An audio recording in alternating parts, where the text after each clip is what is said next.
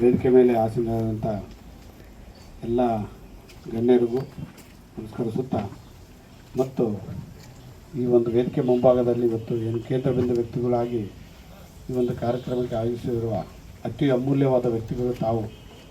ನಮಗೆ ಸಾವಿರಾರು ಸಂಖ್ಯೆಯಲ್ಲಿ ಬರಲಿಲ್ಲದ್ರೂ 100 ಒಳಗೆ ಬಂದಿರುವಂಥ ನಮ್ಮ ನೆಚ್ಚಿನ ರೈತ ಬಾಂಧವರಿಗೆ ನನ್ನ ವೈಯಕ್ತಿಕವಾಗಿ ಕೃಷಿ ಇಲಾಖೆ ಪರವಾಗಿ ಆತ್ಮೀಯವಾಗಿ ಸ್ವಾಗತವನ್ನು ಬಯಸ್ತೇನೆ.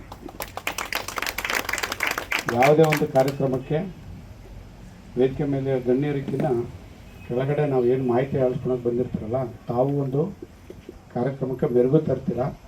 ನಾವಿಲ್ಲಿ ಕೊಡುವಂಥ ಮಾಹಿತಿನ ತಾವು ತಗೊಂಡೋಗಿ ತಮ್ಮ ಮನಸ್ಸಿನಲ್ಲಿ ಇಟ್ಕೊಂಡು ಕ್ಷೇತ್ರ ಮಟ್ಟದಲ್ಲಿ ಅಳವಡಿಸ್ಕೊಂಡಾಗೆ ಯಾವುದೋ ಒಂದು ಕಾರ್ಯಕ್ರಮ ಮಾಡಿರೋದಕ್ಕೆ ಒಂದು ಘನತೆ ಗೌರವ ತರುತ್ತೆ.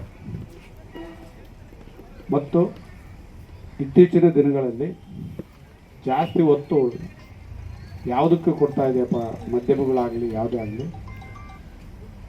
ರಸಗೊಬ್ಬರ. ಇದೇ ಒಂದು 5 ವರ್ಷದ ಹಿಂದುಗಡೆ ಕೊರೋನಾದಿತ್ತು. ಅದಾದ ನಂತರ ಜಾಸ್ತಿ ಪ್ರಚಾರ ಬರ್ತಾ ಇರೋದು ರಸಗೊಬ್ಬರಕ್ಕೆ. ಸಾಕಷ್ಟು ಮಾರ್ಗಗಳಿದ್ದಾವೆ, ಉಪಾಯಗಳಿದ್ದಾವೆ ಸರ್ಕಾರ ಕೇಳಬೇಕಂದ್ರೆ.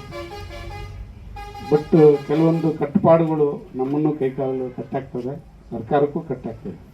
ಬಟ್ ನಾವು ಬೇರೆ ಮಾರ್ಗಗಳನ್ನು ಹುಡ್ಕೋಬೇಕಾಗುತ್ತೆ. ಯಾಕಂದ್ರೆ ನಮ್ಮ ಜೀವನ ನಿಂತು ನೀರು ಆಗಬಾರ್ದು, ಹರಿಯುವಂಥ ಜೀವನ ಆಗಬೇಕು. ಏನು ನಿಂತರೂ ಕೃಷಿ ನಿಲ್ಸೋಕ್ಕಾಗಲ್ಲ. ಸೊ ಅದಕ್ಕಾಗಿ ನಮ್ಮದೇ ಆದ ಒಂದು ಕೆಲವೊಂದು ಮಾರ್ಗೋಪಯೋಗ ಪೂರ್ವಜರು ಮಾಡ್ತಾಯಿದ್ರು, ಬಟ್ ಅದೆಲ್ಲೂ ಇದಾಗ್ತಾ ಇರಲಿಲ್ಲ. ಸೊ ಸರ್ಕಾರಗಳು, ಗೃಹ ಸರ್ಕಾರ, ಕೇಂದ್ರ ಮತ್ತು ರಾಜ್ಯ ಸರ್ಕಾರಗಳು ರಾಷ್ಟ್ರೀಯ ನೈಸರ್ಗಿಕ ಕೃಷಿ ಅಂತ ಒಂದು ವಿನೂತನವಾದ ಯೋಜನೆ ಕಾರ್ಯರೂಪಕ್ಕೆ ಬಂತು ಕಳೆದ ವರ್ಷ. ಯಾವುದೇ ಒಂದು ಇದಕ್ಕೂ ಟೈಮೇ ಒಂದು ಇದು ಹೇಳುತ್ತೆ. 25 ವರ್ಷ ಕಾಯ್ಬೇಕಾಯ್ತು ಈರಪ್ಪಯ್ಯವರು. ಬಸಾಯಿ ಎಷ್ಟು ವರ್ಷ ಆಯ್ತು ಮಾಡಕ್ಕೆ? 5 ವರ್ಷದಿಂದ ಅವ ಮಾಡಕತ್ತಾನೆ. ಇಬ್ಬರೇ ನಾನು ನೋಡ್ತಾ ಇದ್ದೀನಿ. ಕಾಯಿನ್ನಾಗ ಇಬ್ಬರು ಇದ್ದಂಗೆ, ನಾನು ಹೆಡ್ ಟೈಲ್ ಇದ್ದಂಗೆ ಇವರಿಬ್ಬರು ನಾನು ನೋಡ್ದಂಗೆ. ಕಂಪ್ಲಿ ಭಾಗದಲ್ಲಿ ಒಬ್ಬರು, ಇನ್ನೊಬ್ಬರು ಗೌಡ್ರೊಬ್ಬರು, ಅಂಬ್ರೇಗೌಡರು, ಜಾನೂರು ಅಂಬ್ರೇಗೌಡರು ಒಬ್ರು ಇದ್ದಾರೆ. ಈ ಬೆರಳೆಣಿಕೆ ಅಷ್ಟು ಮಾತ್ರ ರೈತರು ನಾವು ನೋಡ್ತಾ ಇದ್ವಿ. ಅಂದರೆ ಅವರ ತಾಳ್ಮೆಗೆ ನಾವು ಹ್ಯಾಟ್ಸ್ ಆಫ್ ಹೇಳಬೇಕು. ಸರ್ಕಾರನೇ ಅವ್ರ ಕಡೆಗೆ ವಾಲಿದೆ ಇವತ್ತು. ಯಾಕಂದ್ರೆ ನಮಗೆ ಆ ಸಂದರ್ಭ ಬಂದಿದೆ ಇವತ್ತು. ಯೂರಿಯಾ ಯಾರು ನೋಡಿ ಯೂರಿಯಾ ಬೇಕು. ಯಾಕೆ? ನಾವು ಅವಲೋಕನ ಮಾಡಿಕೊಂಡಾಗ ಈಸಿಯಾಗಿ ಸಿಗುವಂಥದ್ದು ರೈತರಿಗೆ ಅತಿ ಕಡಿಮೆ ಬೆಲೆಯಲ್ಲಿ. ಕಾಂಪ್ಲೆಕ್ಸ್ ದರಗಳೆಲ್ಲವೂ 1500ರಿಂದ 2000ವರೆಗೆ ಜಾಸ್ತಿ ಆಗಿದೆ. ಯೂರಿಯಾ ನಮಗೆ ಸಿಗ್ತಾ ಇರೋದು 266ರಿಂದ 330 ರೂಪಾಯಿ ಒಳಗಡೆ ಸಿಗುತ್ತೆ. ಸೊ ಜಾಸ್ತಿ ಪ್ರಚಲಿತ ಇರೋದು ನಾವು ರಸಗೊಬ್ಬರದ್ದು. ಯಾಕಾಯಿತು? ಬೇರೆ ಕಾರಣಗಳಿದೆ.